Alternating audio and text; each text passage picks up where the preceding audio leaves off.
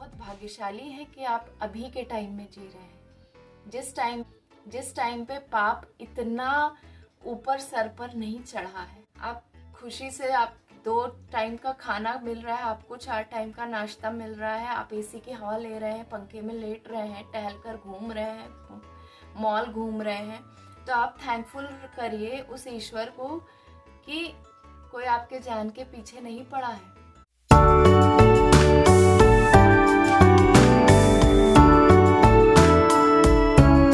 ये क्लिप देखी आप लोगों ने। इस क्लिप को देखकर आपके मन में क्या ख्याल आता है? इस तरह की चीजें हमारे समाज में आए दिन होती हैं। आप यहाँ शांति से अपने घरों में बैठे हैं, बहुत लोग एसी की हवा ले रहे होंगे, बहुत लोग अपने अपने रूमों में आराम कर रहे होंगे, लेकिन उन्हें नहीं पता, हमें नहीं पता कि आज की रात किस पर भारी होने वाली है। इस तरह की जो नकारात्मक और उपद्रवी लोग हैं या फिर जैसी ये घटनाएं हो रही हैं, वो एक स्पेसिफिक इंसान के साथ क्यों होती हैं? क्यों किसी परिवार के साथ, क्यों किसी के साथ ऐसा गलत होता है? कभी इस चीज पर आप लोगों ने विचार किया है? क्यों 10 रुपए की भी चीज किसी के लिए इतनी असहनीय हो जाती है कि वो 10 रुपए ना मिलने पर भी कोई आदमी दानव बनकर टूट पड़ता है किसी इंसान पर। ऐसी एक्टिविटीज हमें सोचने पर मजबूर कर देती हैं कि इंसान इतना नीचे क्यों गिर गया है। तो देखिए, एक बात तो मत भूलिए कि ये कलयुग है और इसमें अगर ये सब चीजें चल रही हैं अभी प्रेजेंट टाइम में, और आपको लगता है कि कोई सरकार, चाहे वो अभी जो सरकार चल रही है वो सरकार हो, या फिर जो विपक्ष की सरकार है वो हो, या फिर सपा बसपा कोई भी सरकार हो, वो इन सब अपराधियों पर रोक लगा सकती है, वो इन एप्रोप्रिएट एक्टिविटीज को रोक सकती है, माँ बहन बेटियों की इज्जत के साथ खिलवाड़ करने पर भी रोक सकती है, चोरी चकारी में भी रोक लगा सकती है। अगर आप ऐसा सोचते हैं और ये सब सोचकर आप सरकार को ब्लेम कर रहे हैं कि वो ये करने में असमर्थ है, तो यकीन मानिए आप इस कलयुग को पूरी तरह पहचान नहीं पाए हैं। क्योंकि कलयुग में ऐसी चीजें अभी स्टार्ट हुई हैं। इट्स जस्ट अ टाइम कि ये सब चीजें अभी स्टार्ट हो रही हैं। और यकीन मानिए अभी का ये जो प्रेजेंट का टाइम है जिसमें आप हैं, आप जी रहे हैं, सांस ले रहे हैं, आप बहुत भाग्यशाली हैं कि आप अभी के टाइम में जी रहे हैं, जिस टाइम पे पाप इतना ऊपर सर पर नहीं चढ़ा है। क्योंकि ये अभी पाप की स्टार्टिंग है। क्योंकि अभी के टाइम में भी कुछ लोग ऐसे हैं जो ईश्वर का नाम लेते हैं, यज्ञ दान हवन करवाते हैं, और कई घरों में पूजा होती है, ईश्वर की मूर्तियां रखी जाती हैं, ईश्वर का नाम लिया जाता है। तो आप ऐसे चरण में अभी कलयुग के हैं जो ठीक ठाक चल रहा है, अभी स्टार्टिंग है, आप ईश्वर का नाम ले सकते हैं, आप भाग्यशाली हैं।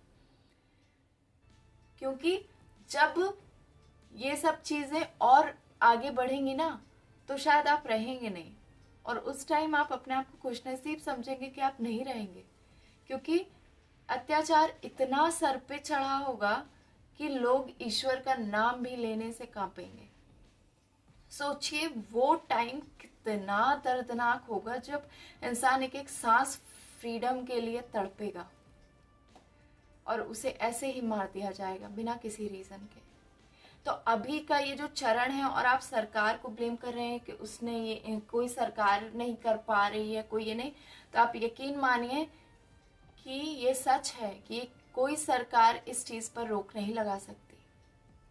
हाँ, कोशिश कर रही है, वो उनका अपना अलग पॉलिटिकल जो है इशू है, ठीक है, लेकिन इस चीज पर रोक नहीं लग सकता। इसको बढ़ना ही है, अत्याचार को, अपराध को दर बदर बढ़ना ही है, क्योंकि ये बढ़ेगा नहीं, कलयुग अपने अंत पे नहीं आएगा और ईश्वर का अवतार होगा नहीं। और ये तो सत्य है कि समय पास होता ही है। चौथा चरण कलयुग है, सतयुग आना है, त्रेता युग आना है, द्वापर युग आना है, वापस से कलयुग आना है। ये सृष्टि का नियम है और इसको चलना ही है, इसमें कोई रोक नहीं लगा सकता। तो इसलिए आपके साथ ऐसा नहीं हो रहा है, आप बहुत भाग्यशाली हैं। अपने हर एक सांस के साथ ईश्वर को धन्यवाद दीजिए कि आप ऐसे पचड़ों में पड़कर किसी और के साथ बवाल में नहीं फंसे हैं कि कोई आकर आपको मार सकता है, कोई आपको आकर पीट सकता है। आप खुशी से, आप 2 टाइम का खाना मिल रहा है, आपको 4 टाइम का नाश्ता मिल रहा है, आप एसी की हवा ले रहे हैं, पंखे में लेट रहे हैं, टहलकर घूम रहे हैं, मॉल घूम रहे हैं, तो आप थैंकफुल करिए उस ईश्वर को कि कोई आपके जान के पीछे नहीं पड़ा है। ठीक है, इस चीज़ को आपको, हर एक सांस आपको उद्धार के रूप में ईश्वर से मिली है, उसका धन्यवाद कीजिए। क्योंकि जिस पल में आप ये सुकून की सांस ले रहे हैं ना, उस पल में कोई एक ऐसा परिवार, कोई एक ऐसा इंसान है जो जिसके ऊपर वो दर्द बीत रहा है। तो इस चीज को हमेशा अपने अंदर एक एहसान मानकर चलिए प्रभु का, और उस परिवार के लिए, हर एक परिवार के लिए हर रात को प्रे करिए कि हे प्रभु, ऐसे परिवार को आप शक्ति दीजिए, ऐसे परिवार को आप दुख दर्द सहने की शक्ति दीजिए। मैं अपना पर्सनल एक्सपीरियंस बताती हूँ कि मैं बहुत टाइम से कृष्णा को, हमेशा से लोग कहते हैं तुम ये क्यों कहती हो, मेरे कृष्णा मेरे कृष्णा मेरे कृष्णा। क्यों? क्योंकि मेरी हैबिट नहीं है, वो भगवान है, वो सबके हैं, तो मेरे भी हो सकते हैं ना। तो जब मैं मेरे मेरे कहती हूँ, भले ही मेरे अंदर वो फीलिंग नहीं आती कि मेरे कृष्ण है, लेकिन जब मैं मेरे मेरे कहती हूँ तो उन्हें मेरा होना पड़ेगा। एक ना एक दिन उन्हें ये साबित करना पड़ेगा कि वो मेरे हैं। मेरा ये विश्वास है कि वो मेरे विश्वास में हैं, ये मेरी जिद है, तो उन्हें मेरे विश्वास में होना पड़ेगा, क्योंकि वो भक्तों के विश्वास को विश्वास बनाते हैं। आप किसी एक, मान लो कि आप किसी एक मूर्ति में अगर आप कहते हो कि भगवान है, तो अगर वो आपकी जिद को पूरा करेंगे, वो उस मूर्ति में आएंगे।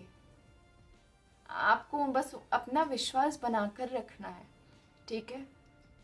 तो आप अपना सर्वस्व उनको समर्पण कर दो, और उसके बाद आप बस उनको ये बोलो कि हे प्रभु, आप जो हर रात मुझे चैन की नींद देते हैं, मुझे इन सब बवाल और झंझटों से, और जिसके साथ ये इतनी बड़ी बड़ी दुर्घटनाएं हो रही हैं, जिसके लिए आत्मा तक रो देती है, उस परिवार को सोचने समझने की शक्ति दीजिए, उस परिवार को हिम्मत दीजिए, वो परिवार उस दुख को, उस कष्ट को सह सके।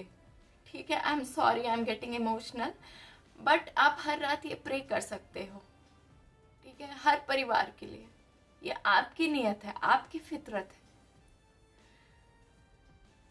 क्योंकि आप जो सुकून की नींद ले रहे हो वो हर किसी के भाग्य में नहीं है। क्या पता आज किसी की आखिरी सांस चलनी हो।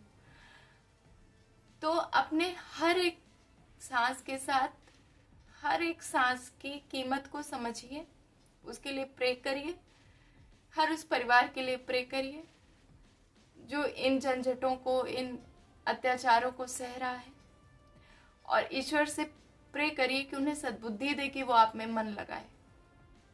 ठीक है, आप लोग भी ऐसा करिए। आई होप कि आप लोग को ये वीडियो पसंद आई होगी। मैं अभी ज़्यादा और कुछ बोल नहीं पाऊंगी, आई एम सॉरी, लेकिन आप लोग को अगर वीडियो पसंद आई हो तो प्लीज़ लाइक करिएगा और कमेंट करिएगा कि इस बारे में आपकी क्या राय है।